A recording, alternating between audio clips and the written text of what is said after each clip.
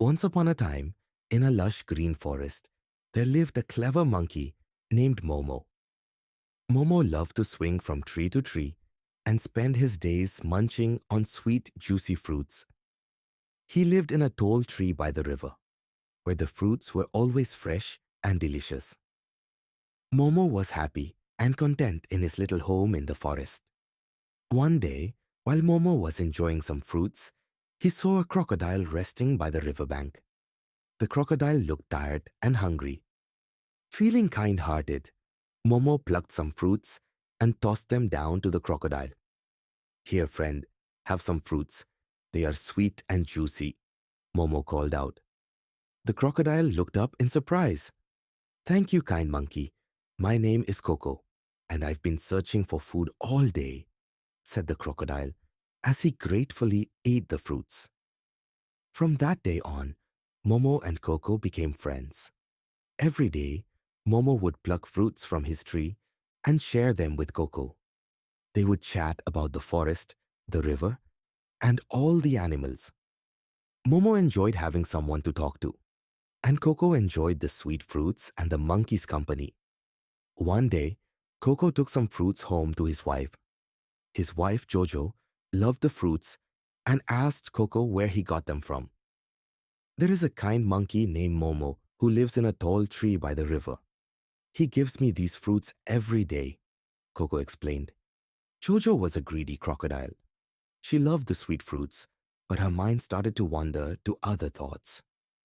If the fruits are so sweet, imagine how sweet the monkey's heart must be, she said, with a wicked grin.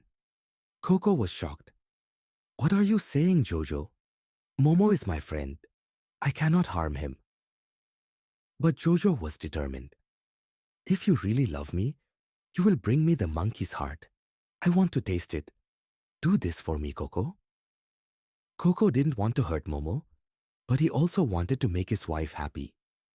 He thought for a long time and finally came up with a plan. The next day, Coco swam to Momo's tree. Hello, Momo. My wife and I would like to invite you to our home for a grand feast.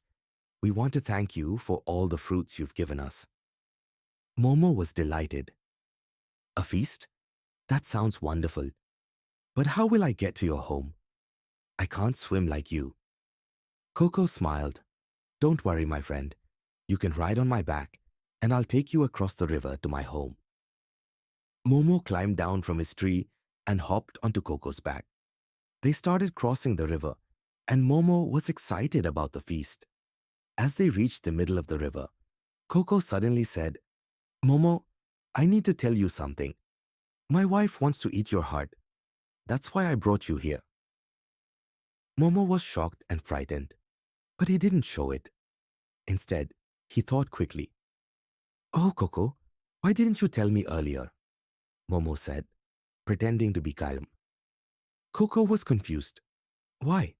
What do you mean? Momo sighed. I don't carry my heart with me. I leave it safely in my tree because I don't want it to get hurt. If your wife wants my heart, we must go back to the tree to get it. Coco thought about what Momo said. He remembered his wife's instructions clearly. Bring the monkey's heart.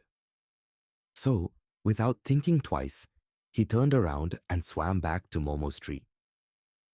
As soon as they reached the riverbank, Momo quickly climbed up his tree to safety. He looked down at Coco and said, Oh, Coco, you have been foolish. How can anyone live without their heart? You were going to betray me, but I outsmarted you. Coco felt ashamed. I'm sorry, Momo. I shouldn't have listened to my wife. You are a true friend, and I betrayed your trust. Momo smiled kindly. It's never too late to change, Coco. Be kind and honest. Greed will only bring trouble. Coco learned an important lesson that day. He returned home and told Jojo that he would never harm his friend again. Jojo was upset, but Coco stood firm. From that day on, Coco and Momo remained friends. Coco would still visit the riverbank, and Momo would toss down fruits for him.